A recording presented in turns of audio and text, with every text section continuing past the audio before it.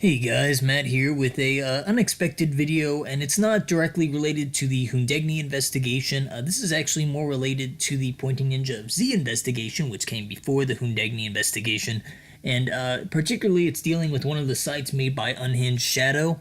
This site has been gone over a lot in Dom's entries, specifically this main section here with this big block of text, basically, which details both the rise of AOH, or Arrows of Heaven, and its eventual kind of fall, or its more current state, and that's been gone over in Dom's entries really well. So for a long time we kind of considered that that was it, but on a deeper level I think we did really overlook a lot of things, such as these photos, the video itself, and mainly this poem, which will be the primary subject of this video. And recently we just kind of got to talking about all this on our Discord site, and we realized that there is a lot to cover here, potentially a lot of new stuff too.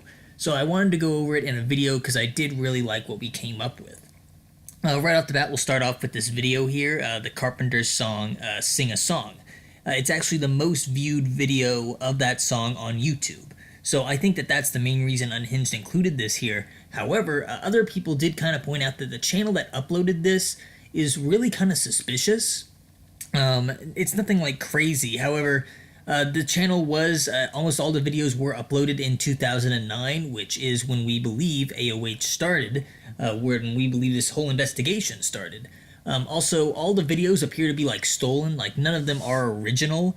The videos seem innocent enough, but it's just weird that somebody would steal both things that include, I think it includes like sword making, it includes like an editing program, and a bunch of other kind of seemingly unrelated random things. But overall, though, we can't really find any significant evidence that this YouTube channel was created by Arrows of Heaven. There are some compelling things, and if you do look into something long enough, I think you can find some interesting similarities. But until we can find like some sort of code or some sort of indication, keyword that this is associated with AOH, I don't think that we can really include it right now. If we do go to these photos, these unhinged photos, which are on both sides of the screen, we did have some people look into the source codes of these images, looking if there's like any kind of secret message. We have not found anything, and we don't believe that we are. However, if we do, I will just update the description later on and say that we found something. But so far, we have not found anything significant hidden within these photos. So now on to the main subject of this video, this poem that is at the very top of the site.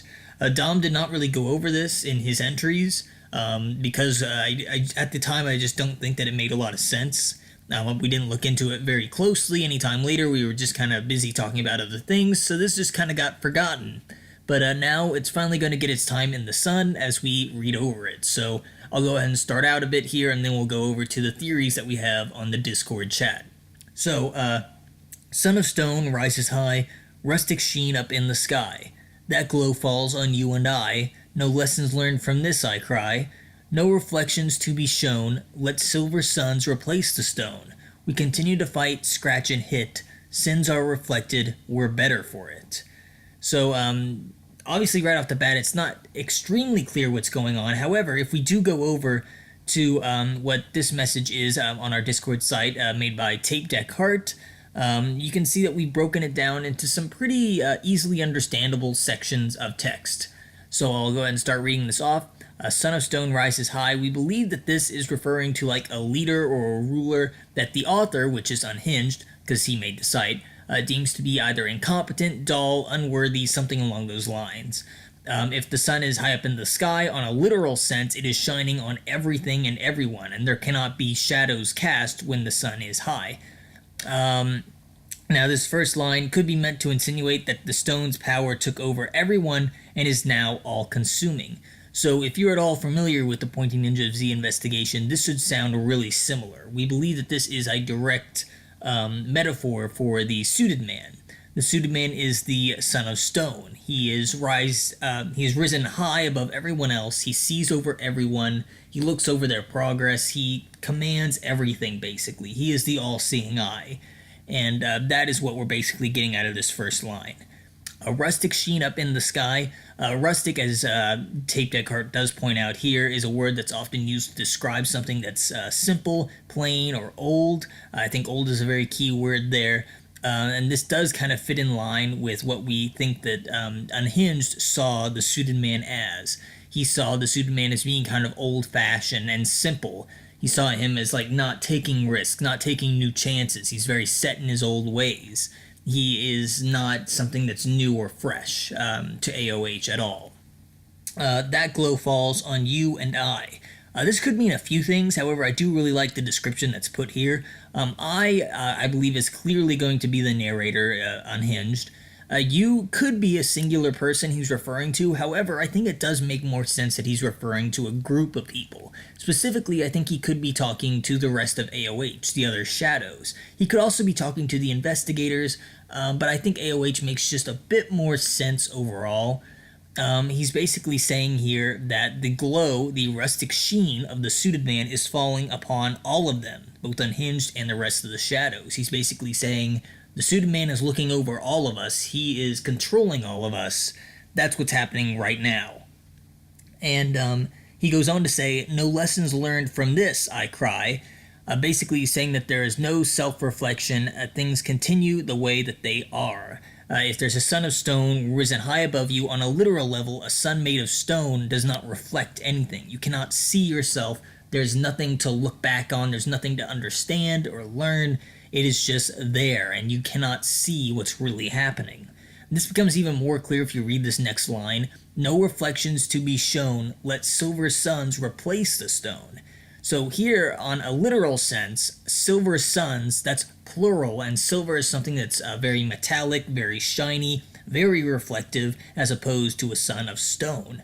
A sun of stone being singular, whereas these silver suns are obviously plural. I think that this is referring to how if AOH bands together, if all the shadows kind of create a more group mentality driven kind of thing, that they can operate better than if they are just serving underneath the suited man, that singular sun. They can become something better, something bigger than what they currently are. And the final lines here, we continue to fight, scratch and hit, sins are reflected, we're better for it. So I think that this could probably mean that there is a ongoing struggle within AOH in general, which we have seen from the investigation itself, that not everyone is happy with what's going on. And if there are silver suns, those sins, that fighting, those issues can be reflected, and overall they will be better for knowing what those issues are, and they can work towards solving them, as opposed to being underneath the suited man where they cannot see that there are problems, and so they can never fix them. So this is like a call to action sort of poem. It's asking people that they really need to start rising up, they need to create more of a group-focused kind of thing, not just serving underneath the suited man blindly, not getting stuck in this fog or this mist of just unknowingness. You have to actually step up. You have to become this silver sun that actually shines back the sins, and you can actually see what the problem is so that you can work towards a better solution. So this is all very interesting, and I do agree with pretty much all of this. There are some other ways that you could take this poem, and I think that's the point. If Unhinged wanted us to take it one specific way, I think he would have just written it one specific way. He wouldn't have bothered with a poem. So there are differences here, but Tape Deck Heart did a really good job of breaking this down, so I got to give props to him, and props to everyone else that worked towards solving this. Thank you guys so much for all your help with this, and until next time, Matt out.